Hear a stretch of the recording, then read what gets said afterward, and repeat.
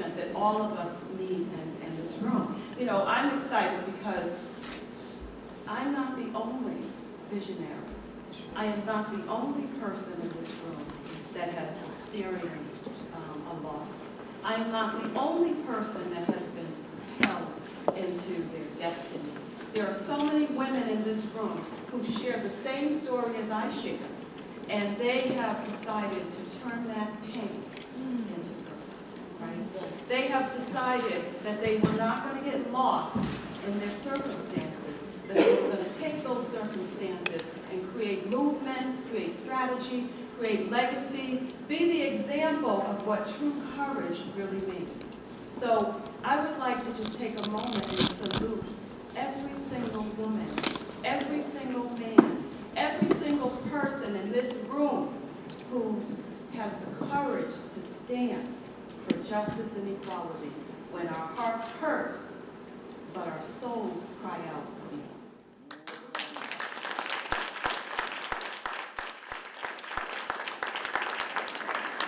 Charlotte mentioned that, you know, I had a vision, and a very scary one, and had to step out on faith and trust in the universe that it would not allow me to fall into the abyss. So here I am today. You know, God stood by his promise. Thank you, Lord. And so, but there were others. There were other people who once again, you know, believed in my crazy vision that I was going to create this movement that was going to transform the minds, the souls, the hearts of everybody. And they came. You know, I called, they showed up.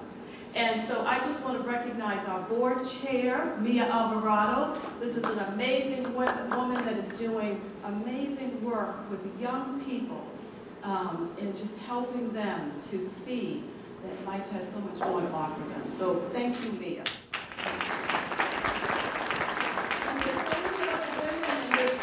And you know, I cannot start to name names because I might forget somebody, so I'm a little bit smarter to say, you know, just thank you to all of you, all of MJE's founding members. Thank you for believing. Thank you for showing up. Thank you for doing what you do best, right? Helping other people. Thank you. I have to thank my staff because every good leader is only as good as the people who decide to serve with you. And so I want to thank Team MJE, each and every one of them, for their commitment, for tolerating my fears and anxieties, and really working hard to bring this conference to what it is. So I want to thank the team, the staff, every one of them. Give them a round of applause. I know you've seen them with the MJE shirts on. And also our conference planner, Michelle Harris. Once again, you know, Michelle had just a couple of months' notice, and she said, okay, Mona Lisa, I'll do it. And she has really helped us to structure this conference and make it what it is today. So thank you, Michelle. And I want to thank our sponsors. I want to thank Wheelock College for hosting us today. And those that were at the opening reception met Dr. David Chard, the president of Wheelock College. Last night he said a few words, and we just want to thank them for this wonderful space and once again hosting us here. We want to thank the Marriott hotels. I hope your housing accommodations are good. Are you guys all comfortable? So we want to thank the Marriott for for giving us those hotel rooms, and also Gardner Shaw Foundation, Justice Resource Institute, the Boston Foundation, Imago Dei Fund, and so many more. So thank you for your contributions to this wonderful conference. So before I share a couple of reflections with you, I want to share a short video that really kind of tells you about who is Mothers for Justice and Equality. What do they do every single day, and why is it important for them to bring so many women from around the country together and empower them and educate them and engage them.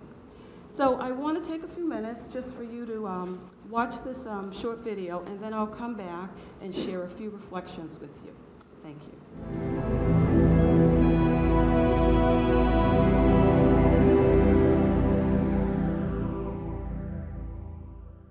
Earlier this year, I lost my oldest son, and I was a part of a grief group, and there was a woman that was a part of it. She thought that I would be an excellent fit for the You Matter class. In 2007, I had a son that was murdered on the streets of Boston. I met this lady named Sarah Flint. And she kept saying to me, you know, come check out MJE, you know, I think that would be good for you. So I did, and she was right. My daughter lost her only son at the age of 16, and she was just totally out of it. I didn't know what to do with her. When I started the class, I thought that it was wonderful. It helps mothers that have experienced loss to develop or enhance their leadership qualities. You can come in feeling really sad and lost, and the mothers that are there just embrace you, make you feel loved. So MJE has allowed me to look into myself, to bring back the values that I've always had about Natalie. So with the You Matters class, that was an experience within itself. Since I've been here, it's been a very great experience, meeting women of faith, working through the process with various backgrounds. Everyone's getting along, just learning and striving for excellence. Everybody wants to go someplace where they haven't been before, and it's really nice empowering one another. While attending that class, I was able to bond with other mothers that had suffered such a devastating, that had such a life-altering experience, such as myself with the loss of my son and the only child that I had. And I was able to speak about a lot of my past, and in speaking about the past, it brought me healing. The problem of violence in our city is one that continues to be of grave concern for all of us, all of us who live in Boston and around the country. Mothers for Justice and Equality is the most important organization that's functioning in the city of Boston right now around these issues, and really it's for the same reasons that I talked about before, that family members who have experienced these terrific, horrific losses, once they've had a chance to get through the immediate grieving process, are really the best suited to be able to help us figure out how to stop it going forward and how to help those who are going through it today. In order to do this, it has to start with the people in communities. The people in communities are the ones who have to be agents for the change, have to organize, mobilize, and push agendas forward. Today's conference is a perfect example of people having come from all over the country to try to think about how to craft solutions that reflect the real needs and interests of people living in our communities, rather than a top-down approach. Somewhere along the line, whether directly or not, they have been victims.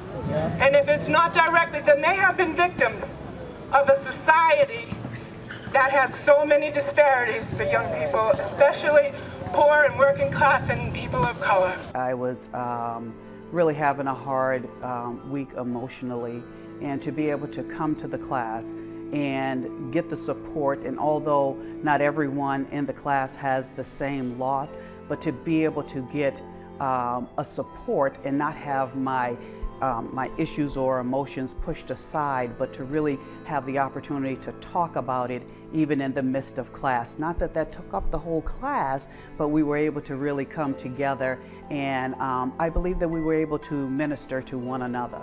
During the summer, I volunteer with the youth program. So working with the youth, that has been very rewarding to me. Well, in the school year, basically at MJE, we just make workshops about different topics that are kind of plaguing the community. To like teach other people about stuff that they may not know too much about, or just like give them information.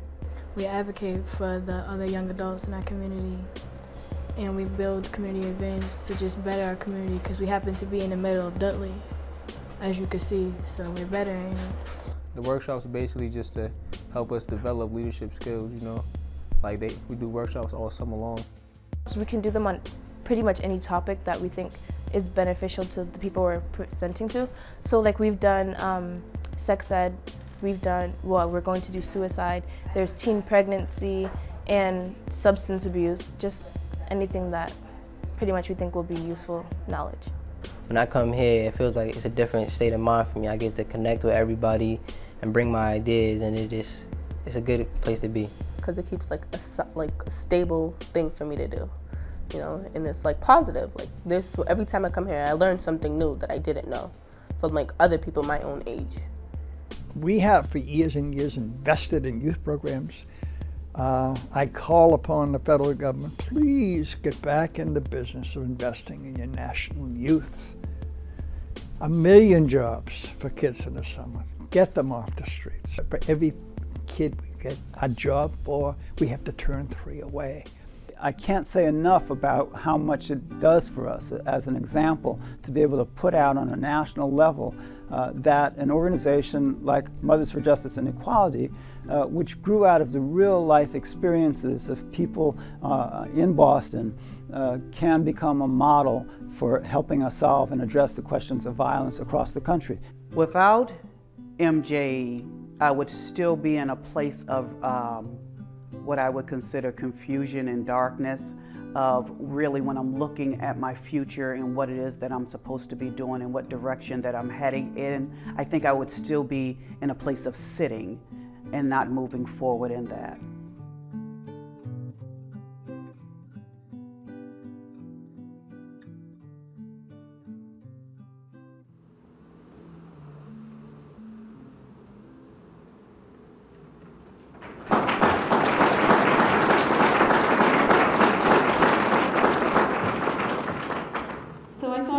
Very important for you to know who we are and why we do the work that we do. And we couldn't think of a better way but to have you hear from the partners, from the mothers, from the individuals who we work with every day. And not just do we give to the individuals that you saw on the film, but they give to us. Right? We all know women in this room and men in this room who are working, you know, in these support circles, that we don't just give of ourselves, but the people who we are working with give to us. And I'm going to introduce our mayor to you, the mayor of Boston, a great man who has been very supportive of the work that we have been doing. Before I do that, I just want to share one reflection with you. And these are books that we have developed to help us with our work. One is called Kindred Souls, and I heard my sisters in our welcoming reception last night talk about us being sisters and how we support one another, and I think this book is a reflection of that. And also reflections to my sisters, which are reflections of mothers who have gone through our training. This is a reflection that I like, and you can see right here my sister, Charlotte, there's us in the picture. And it says, some days, other days. Some days I feel the world belongs to me, and the sky is the limit. I find myself singing songs of hope and victory. I find myself glowing in front of strangers. I find myself believing that I am beautiful and loved by someone special. I am unstoppable.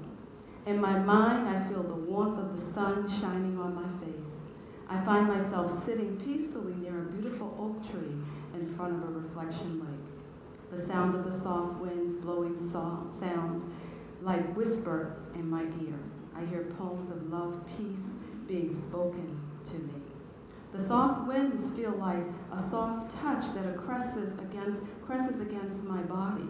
I feel in total peace as if I'm floating above the clouds and no one can see me or feel me. It's just me and the universe and me with no such thing as time. It's endless. There's no beginning and there is no end to the love, peace, and tranquility I am feeling. It's my Creator and me together at last. Suddenly I'm awaking to a loud noise. It sounds like sirens moving toward me. It sounds like every other day. A place where I live and work, a place with loud noise, anxiety, and fear. The noise of the sirens stopped. It's followed by a voice of pain and fear, crying out for mercy. The soft winds I felt on my face that pressed my body have turned into strong, stormy winds that are whipping against my skin. My glow is no more. It's been replaced with complete horror. My heart is broken again, and I am yearning for my some days to return and my other days to go away forever. They are becoming too much for me to bear. My heart, body, and soul desires more some days and less every other day. Thank you. So I would like to introduce our mayor, Mayor Marty Walsh, a longtime champion of working people and a proud product of the city of Boston, was sworn in as the city's 54th mayor on January 6, 2014. The administration has been hailed by the White House for expanding young people's opportunities and breaking new ground in crime prevention and police community relations. Born and raised in the neighborhood of Dorchester, my hometown, by immigrant parents, Mayor Walsh is driven to make sure Boston is a city where anyone can overcome their challenges and fulfill their dreams. As a child, Mayor Walsh suffered a serious bout with Burkitt's lymphoma. Thanks to the extraordinary care he received at Boston Children's Hospital and Dana-Farber Cancer Institute, he recovered. His recovery from alcoholism as a young adult led to his lifelong commitment to prevention and treatment of addiction. And while working as a full-time legislator, he returned to school to earn a degree in political science at Boston College. I would like to welcome our mayor, Marty Walsh.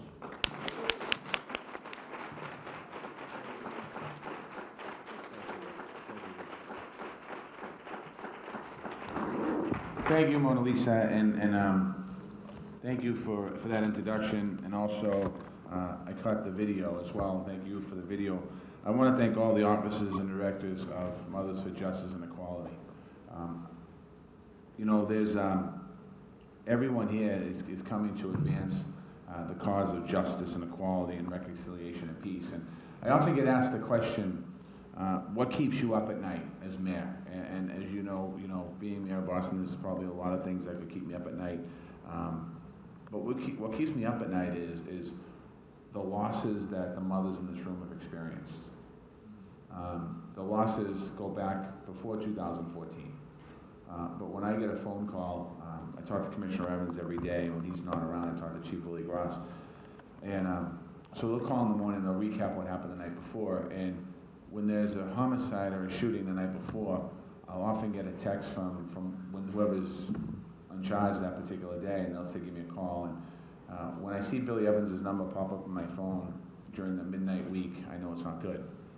And the conversation usually starts out with, he'll tell me, black male shot, either deceased or on the way to hospital, doesn't look good.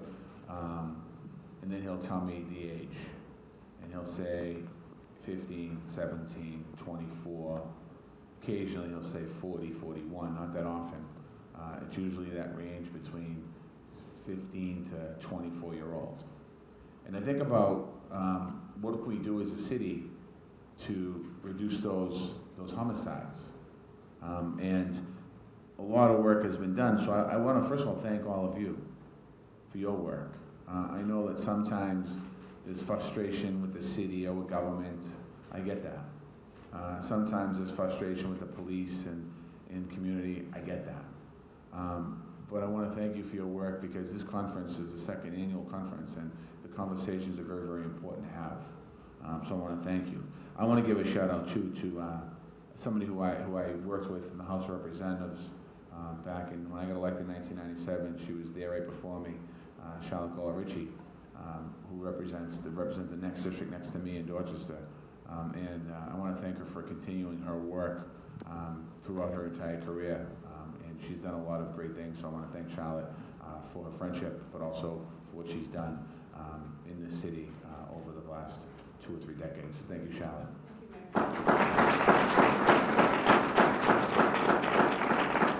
I want to talk a little bit about steps that we're taking in the city to try and do some good things. Our Office of Public Safety, Danny Mulhern, the Executive Director, is here, and a lot of his office here with us, is continuing to also explore the best ways we can support survivors of homicide. We do that every single day.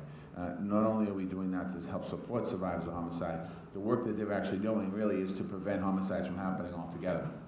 Working with anyone and everyone across the city of Boston to reduce the violence that we have in our city. Our goal is to create a system where every family certainly has the opportunity to receive the same level of contact, care, and follow-up. So we're looking at how do we deliver a better system for survivors. Most of the survivor system that's in place is due to the mothers in this room and the fathers in this room, where you've had a horrible tragedy in your own family, and you've turned that around, you've used that strength to turn that around to a positive outcome for another family. So we're trying to work with you. We want to make sure that there's no difference of who the person is that contacts our office or who the victim was. I had a conversation yesterday with Tina Sherry, and we're talking about burial and talking about the system that's in place today, that if a young person gets killed and there's alleged involvement somewhere, the family are the ones suffering. So we need to make sure we have a better system that's fair across the board, because the family are the ones who are here that have to deal with the tragic loss of their loved one, and also the financial burdens of unexpectedly have to bury their child. So our office doesn't look and say, oh, this person or that person is involved in this or involved in that. We're going to continue to work with the families to do that. Our Boston Police Department, and I think Chief Willie Gross is speaking here later on, continue to listen to the survivors and working to make the experience with the police better. Last month we opened the first ever Survivors Family Room at the Boston Center for Youth and Families Tobin Center in Mission Hill, Roxbury. I don't see her, but I want to thank Mary Franklin for her advocacy there, to make sure there's a space for survivors in a city-owned building in the Mission Hill area of Boston. The body camera conversation that we're having, we're approaching the pilot the right way I feel we are in Boston. Because there might have been a little noise before we got the cameras on, but that noise is gone now. And now the cameras are out in the street, and we're going to look and see exactly what a pilot does and how a pilot works, and what we can do with the information that we see in the pilot program. But the camera is not the way, I feel, to build community trust and relationships. Just like when I was running for any office, running for mayor, we had to put commercials on TV. That's not how you win a race. It's about how you have to talk to people, shake hands. And when you're building trust in the community, you have to be out of your car, and you have to be walking around, and you have to be interacting with everybody in the community. And we have to interact with our young people to make people know, to build that community trust and build that confidence. And that's what we're doing every single day. We're doing that with our peace walks. People criticize us peace walks. The peace walks they're about walking for peace. But what they're really about, if anyone's been on one, it's about interacting with the community. Because what we're doing is we're knocking on doors, and people going to people's homes, and people coming out to meet everyone and talk to the police officers there. And I love when we do the walk and we have a young cop with us, because they usually kind of stand in the back and they're a little nervous, they don't know what to do, and they're kind of all stiff walking down the street. And then when they get a hug by somebody from the community, particularly an older resident community, that breaks the barrier down right away and ends that kind of natural conflict that we have to do.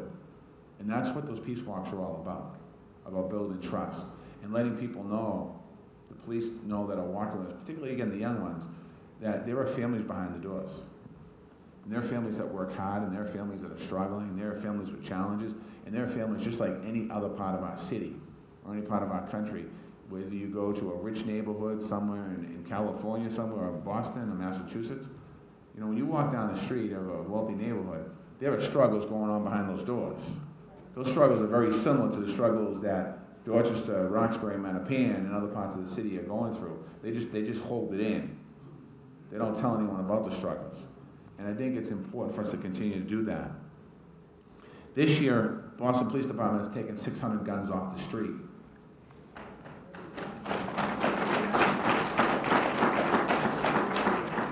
We are constantly working at that. In the last 3 years, I think they've taken nearly 3,000 guns off the streets of our city. 3,000 guns off the streets of our city, yet we still have 28 homicides this year. Violent crime is down 6% in Boston this year. It was down last year. Shootings were up last year. Shootings are down this year in Boston. When I say shootings, I'm not talking actually shots fired. I'm talking people getting shot. And we're going to continue to work at that. Homicides, I believe we're one homicide ahead of where we were this time last year. And last year we did 16 low on homicides, and that's a good number to talk about when you're making a presentation to a room full of cities that have had hundreds and hundreds more homicides, but it's still 28 homicides where 28 mothers were affected, 28 families were torn, and 56 families all in total potentially were hurt because on the other side of that gun is a family that loses their loved one eventually. So we have to continue to work at this every day. One of the biggest stats that we talked about last year that I think is important is arrests. Last year, we had a drop in arrests by 15% in Boston. So I dove into that number to say, is it that the police aren't doing their job, or what's the story? Do we not have enough police? How come they're not arrested down? And what really happened was there was a lot more, because of changing the system of how we train a police officer, a lot more conflict resolution on the street.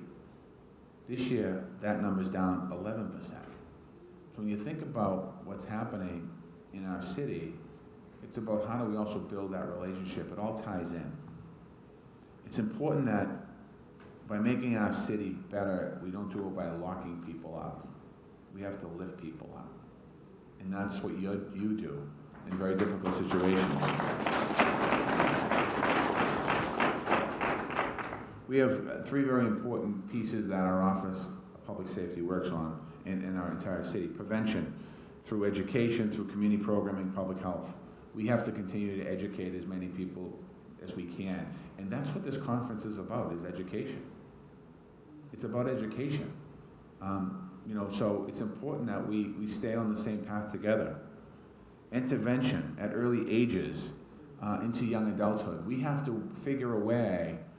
We're pretty good at intervening young people when they're in school, when they're 5 years old, 6, 7, 8, 9, 10, 11, 12. And right around 12, I think we all start to lose control a little bit because teenagers are getting older and it's a difficult population. But that age between 12 and 20, say, 22, we have to do a lot more engagement because we have to continue to build that trust. Because a young man that might respect a police officer and a police officer that might respect a young man at the age of 10 is very different at the age of 15. And that's just a 5-year swing. So we have to do more as far as intervention. Reentry services, this year we budgeted for an office of returning citizens that's focused on issues. I believe it's the first time ever we've had the Office of Returning Citizens in the city of Boston. So we're working very closely with Sheriff Tompkins. We're working very closely with the penal system at the state, but we're also making sure that when people come out of prison, that they have an opportunity, or jail, they have an opportunity to re-enter into society. It also means we need to find opportunity-driven solutions. One program that we created was called Operation Exit, which we have now graduated 60 young adults and is on track for 100% placement into the building trades and some coders as well, about 10 coders. So what we did was we talked to the building trades and we said, okay, we have an issue, we have a problem. We have a bunch of young people in the city of Boston. When I say young people, they go from, I think, 18 to 51, I think is the oldest. We have a bunch of young people in the office that have been in and out of jail like a revolving door, and every time they come out, they go back in because eventually they come out with good intentions that we want to do the right thing, and they go home and we're going to do the right thing, and then after a few weeks or months at home, the right thing is not coming to them. They don't have a job, they don't have a GED, they don't have an education, and it's very difficult to expect somebody who's not bringing anything home and only knows how to do something one way. How do you do something the right way? So when we created Operation Exit, Danny Mulhern and Conan and myself, we sat down with the building trades, we brought them in and said, okay guys, this is what we need. We need a program because the building trades is loaded up with a bunch of people, white and black, that all could have been in the same category, same boat, same problems. And they said they opened their arms and doors to us. And I'm not going to go too much into the story. We probably next year should have somebody from Operation Exit speak here to talk about the success of the program. I'll tell you one quick story that Danny Mulhern told me. So Danny called me the other day and he said, I got to tell you a story. I know that you don't hear good things, so I want to tell you a good thing. He said one of our graduates from Operation X is a woman, and she was involved in gang activity. And she, a couple years ago, went to prison for possession of a gun, and she went to shoot somebody, and the trigger jammed, and the gun didn't go off, but she got convicted. She went to jail. She got out of jail. Her life was going around in a revolving door, and somehow she got tied into Operation Exit. She graduated Operation Exit. She's now working, and she had, she was a major player in the street. Now she's working. She's just finished her year. She has a 1-year pension credit. She made $70,000. She saved money up. She's looking to buy a house, and she's completely turned her life around because an opportunity was presented to her. That's what we have to do, and that's what we're all about, making sure we do.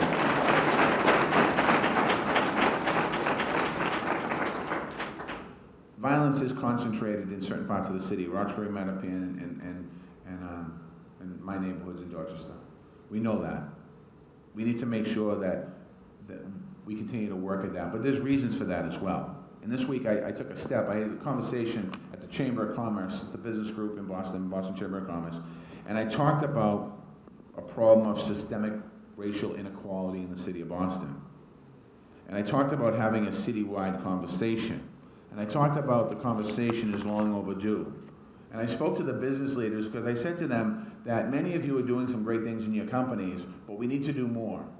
We need to make sure that we give people opportunities for pipelines into a career, not just simply as receptionists or somebody emptying a barrel. And there's nothing wrong with emptying a barrel. My father, who came from Ireland, he was a laborer. The laborers emptied the barrels. There's nothing wrong with that career. But what I was saying to them is we need to do more and have conversations about race, and we need to find common language to have a common understanding of what's happening in our city. I talked about working with the people in my office, the people of color in my office, to sit down and talk about race. And then we have these conversations, just us talking about what's going on around the country, and the people of color in my office want me to say the right language, and we talk about it, and they said, you need to understand what it's like to walk in a black man's shoes if you're really going to have these conversations. And I understand and I agree with that. Because I can talk about growing up in Dorchester, and I can talk about representing one of the most diverse districts in the State House when I was a state rep, and it was 02125, by the way, is in the top 10 most diverse zip codes in the United States of America, and I lived in that, and Charlotte lived in that zip code, I think. The 02124? Oh, next door. So we talked about that, but those conversations have opened up a whole new world for me, and those are the conversations that I suggested to the business community that they start to have in our city. I urge business leaders to come to the table. Many of them, some of them are already engaged in the conversations around race and inequality, but I ask them to come to the table and have further discussions. We've come a long way in our city, but we still have a long way to go. The reason why I give you a little briefing on what's happening is the conversation that you're having is important. But when you look down, if we dig down deep down in our neighborhoods about violence and inequality in our communities, sometimes it comes down to lack of education, sometimes it comes down to lack of opportunity, sometimes it just comes down to being in the wrong place at the wrong time. Whatever the reason are, as a city, we need to work together to make sure that we end this. I don't like, as I said when I started this, what keeps me awake at night is the violence in our city. Now we can say we're not other cities around America, I don't want to name them out, If you look at around America, you look at a chart, every city in America, the crime stats are going this way, shooting is going this way, homicides are going this way. That's not the case here in Boston. Which I think makes it even more difficult because it becomes more personal. Boston's a small city. When somebody gets killed in the city of Boston, whether people know it or not, there's a good chance that somebody in the mayor's office, if not the mayor, knows has a direct connection to that family. So I want to thank you for your work. I want to thank you for pushing us in the city. I want to thank you for all that you do. To all the mothers out there and family members who lost loved ones, I want to say thank you and God bless you. We will keep you in our prayers. And we want to thank you for taking the loss that you've experienced in your family and turning it into a learning lesson for all of us. So thank you very much, and I look forward to hearing about the results of the conference. I know that Mona Lisa, you got some great speakers coming today, so again, God bless all of you.